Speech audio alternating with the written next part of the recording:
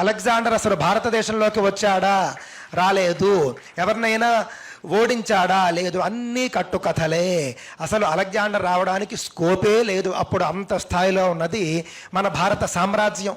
Alexander Sindhu నదికి అవతల మోహరించి ఉన్నాడు అని తెలిసిన వెంటనే భారత ఖండ చక్రవర్తి అయినటువంటి సముద్రగుప్తుడు బెదిరిపోలేదు, భయపడలేదు. కొడుకుని చూసి వెళ్ళు అన్నాడు. కొడుకు వెళ్ళాడు సైన్యాధ్యక్షుడుగా. అలెగ్జాండర్ని ఓడించి అక్కడి నుంచి ఒక చావు తప్పి కన్నులొట్టపోయినట్లుగా చేసి వెనక్కి వచ్చాడు. ఈ అవమాన భారంతో నేను ఇప్పటిదాకా విశ్వ విజేతను, మొత్తం గెలిచాను అని అహంకారంతో విర్రవీగుతూ ఉన్నటువంటి అలెగ్జాండరు ఒక చక్రవర్తి కూడా కాడు. చక్రవర్తి కుమారుడైనటువంటి యువరాజు చేతిలో నేను ఓడిపోయాను అనేటటువంటి ఓటమి బాధ ఉంటుంది చూసారా, దానివల్ల రోగం వచ్చింది. రోగం వచ్చి మార్గ మధ్యంలోనే చనిపోయాడు. అలెగ్జాండర్ భారత భూమి లోపలికి రానే లేదు, ఇక్కడ ఎవరితోనూ యుద్ధం చేయనే లేదు. సినిమాల్లో మనం చూస్తున్నటువంటి చాణక్య, చంద్రగుప్త మొదలైనటువంటి సినిమాల్లో చూపిస్తున్నవి అబద్ధాలు. ఇది నేను చెబుతూ ఉన్నటువంటి మాట కాదు. మనందరికీ తెలుసు, ప్రఖ్యాత జర్నలిస్టు ఆయన, 40 సంవత్సరాల పాటు ఆయన అనేక పత్రికల్లో సేవలందించినటువంటి ఎంవిఆర్ శాస్త్రి గారు రాసినటువంటి పుస్తకంలో చూడండి. అలెగ్జాండర్ అసలు భారతదేశంలోకి వచ్చాడా? రాలేదు. ఎవరినైనా ఓడించాడా? లేదు. అన్నీ కట్టుకథలే.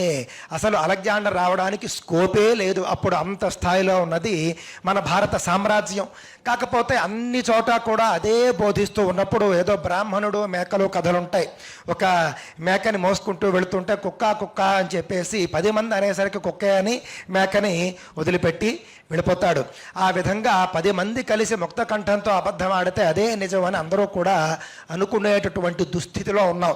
అలెగ్జాండర్ కంటే కూడా బలవంతమైనటువంటి మహారాణి ఒక ఆవిడ ఉండేది ఈజిప్ట్లో, గ్రీకులో. ఆవిడ పేరు సమరీమసు అని ఆమె మహారాణి. నాటి రోజుల్లోనే 4 లక్షల మంది సైన్యంతో భరతఖండాన్ని జయించాలి అని వచ్చింది సమరీమసు మహారాణి. అలెగ్జాండర్ కంటే 4-5 తరాలకు పూర్వం ఆవిడ వచ్చి ఆవిడ భారతదేశ రాజులతో యుద్ధం చేసింది. చేసిన తరువాత అవలీలగా మన వాళ్ళు ఆవిడ్ని ఓడించారు. మహిళ కాబట్టి యుద్ధంలో చంపకుండా పంపించేశారు. ఆవిడ చావు తప్పి కన్నులొట్టపోయి ఆ బాధతో ఆవిడ బాధపడుతూ వెళ్ళింది. అక్కడ కన్ను మూసింది. వాళ్ళ చరిత్ర అంతా కూడా అదే.